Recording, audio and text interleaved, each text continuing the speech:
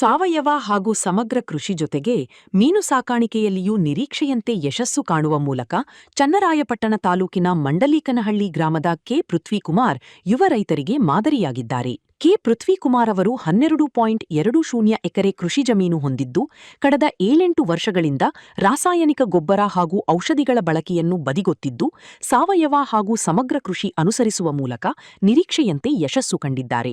ತಮಗಿರುವ ಜಮೀನಿನಲ್ಲಿ 400 ತೆಂಗಿನ ಮರಗಳು, 1000 ಬಾಳೆ, ಮಾವು, ಹಲಸು, ಸೀಬೆ, ಎಳ್ಳಿ, ನಿಂಬೆ, ಪಪ್ಪಾಯಿ, ಸಪೋಟ, ದಾಳಿಂಬೆ ಸೇರಿದಂತೆ ವಿವಿಧ ಹಣ್ಣಿನ ಗಿಡಮರಗಳನ್ನು ಬೆಳೆಸಿದ್ದಾರೆ. ತೆಂಗು, ಬಾಳೆ ಸೇರಿದಂತೆ ಎಲ್ಲಾ ಗಿಡಮರಗಳಿಗೂ ಹನಿ ನೀರಾವರಿ ಹಾಗೂ ತುಂತುರು ನೀರಾವರಿ ಪದ್ಧತಿ ಅಳವಡಿಸಿ ನೀರಾಯಿಸುವ ವ್ಯವಸ್ಥೆ ಮಾಡಿರುವುದು ವಿಶೇಷವಾಗಿದೆ. ಕಳೆದ 7 ವರ್ಷಗಳ ಹಿಂದೆ ಸಾವಯವ ಕೃಷಿ ಅನುಸರಿಸಿದ ಪ್ರಾರಂಭದ 2 ವರ್ಷದಲ್ಲಿ ನಿರೀಕ್ಷೆಯಂತೆ ಫಸಲು ಹಾಗೂ ಲಾಭ ಸಿಗದೆ ತೊಂದರೆಯಾಗಿತ್ತು. ಆರ್ಥಿಕವಾಗಿ ಹಿನ್ನಡೆ ಅನುಭವಿಸಲಾಗಿತ್ತು. ಆದರೆ ನಂತರದ ವರ್ಷಗಳಿಂದ ನಿರೀಕ್ಷೆಯಂತೆ ಫಸಲು ಹಾಗೂ ಲಾಭ ಸಿಗುತ್ತಿರುವುದು ಸಂತಸ ತಂದಿದೆ ಎಂದು ಯುವ ರೈತ ಕೆ ಪೃಥ್ವಿಕುಮಾರ್ ತಿಳಿಸಿದರು. ನಮ್ಮದು ಮಂಡ್ಲಿಕ್ನಹಳ್ಳಿ ಕಬ್ಳಿ ಹತ್ರ ಮಂಡ್ಲಿಕ್ನಹಳ್ಳಿ ಅಂತ ಗ್ರಾಮ. ನಾನು ಮೀನುಗಾರಿಕೆನ ವ್ಯವಸಾಯ ಅಂತೇಳಿ ತಗೊಂಡು ಮೀನುಗಾರಿಕೆನ ಮಾಡ್ತಾಯಿದ್ದೀನಿ. ಈಗ ಇದರಲ್ಲಿ ವಿಯೆಟ್ನಾಂ ಮುರಾಲ್ ಅಂತೇಳಿ ಮರಿಯನ್ನು ಒಂದು 30,000 ಹಾಕಿದ್ದೀನಿ. ಈಗ ಒಂದು ಅರ್ಧ kg ಇಂದ 3/4 kg ಇದೆ.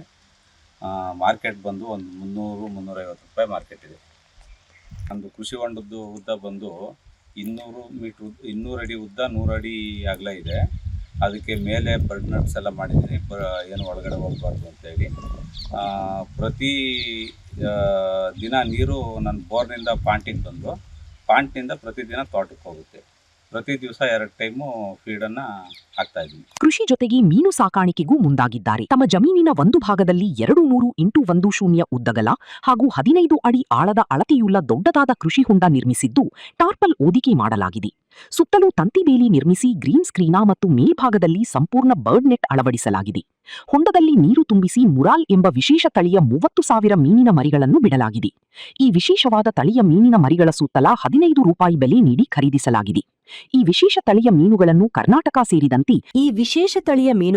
ಕರ್ನಾಟಕ ಸೇರಿದಂತೆ ಆಂಧ್ರ ಹಾಗೂ ತಮಿಳುನಾಡು ರಾಜ್ಯದಲ್ಲಿ ಸಾಕಾಣಿಕೆ ಮಾಡಲಾಗುತ್ತದೆ. ಕಳೆದ 6 ತಿಂಗಳ ಹಿಂದೆ ಹೊಂಡಕ್ಕೆ ಮೀನಿನ ಮರಿಗಳನ್ನು ಬಿಡಲಾಗಿದ್ದು, ಇನ್ನು 4 ತಿಂಗಳಲ್ಲಿ ಫಸಲು ಸಿಗಲಿದೆ. ಬೆಳಗ್ಗೆ ಹಾಗೂ ಸಂಜೆ ವೇಳೆಯಿಂದ 120 ಕೆಜಿ ಗ್ರೋವೆಲ್ ಎಂಬ ಆಹಾರವನ್ನು ಮೀನುಗಳಿಗೆ ನೀಡಲಾಗುತ್ತಿದೆ. ಸಾವಯವ ಹಾಗೂ ಸಮಗ್ರ ಕೃಷಿ ಜೊತೆಗೆ ಆರ್ಥಿಕ ವ್ಯವಸ್ಥೆ ಸಲುವಾಗಿ ಉಪಕಸುಬುಗಳನ್ನು ಅಳವಡಿಸಿಕೊಂಡಲ್ಲಿ ಬದುಕನ್ನು ಆರ್ಥಿಕವಾಗಿ ಸದೃಢಗೊಳಿಸಿಕೊಳ್ಳಬಹುದು. ಸದ್ಯ ಮೀನು ಸಾಕಾಣಿಕೆಯಲ್ಲಿ ನಿರತನಾಗಿದ್ದೇನೆ. ಈಗಾಗಲೇ 22 ಲಕ್ಷ ರೂಪಾಯಿ ಖರ್ಚಾಗಿದ್ದು, 50 ಲಕ್ಷ ರೂಪಾಯಿ ಆದಾಯದ ನಿರೀಕ್ಷೆಯಿದೆ. ರೈತರು ಯಾವುದೋ ಒಂದೇ ಕೃಷಿಗೆ ಜೋತು ಬೀಳಬಾರದು. ಬದಲಿಗೆ ಹಲವಾರು ಉಪಕಸುಬುಗಳನ್ನು ಅಳವಡಿಸಿಕೊಳ್ಳುವ ಮೂಲಕ ಆದಾಯದ ಮೂಲವನ್ನು ಸುಭದ್ರಗೊಳಿಸಿಕೊಳ್ಳಬೇಕು. ಇನ್ನು ಸರ್ಕಾರವು ಯುವ ರೈತರು ಕೈಗೊಳ್ಳುವ ಉಪಕಸುಬುಗಳನ್ನು ಸಬ್ಸಿಡಿ ಹಾಗೂ ಕಡಿಮೆ ಬಡ್ಡಿ ದರದಲ್ಲಿ ಸಾಲ ಸೌಲಭ್ಯ ಹಾಗೂ ಇತರೆ ವ್ಯವಸ್ಥೆಗಳನ್ನು ಕಲ್ಪಿಸುವಲ್ಲಿ ಮುಂದಾಗಬೇಕು.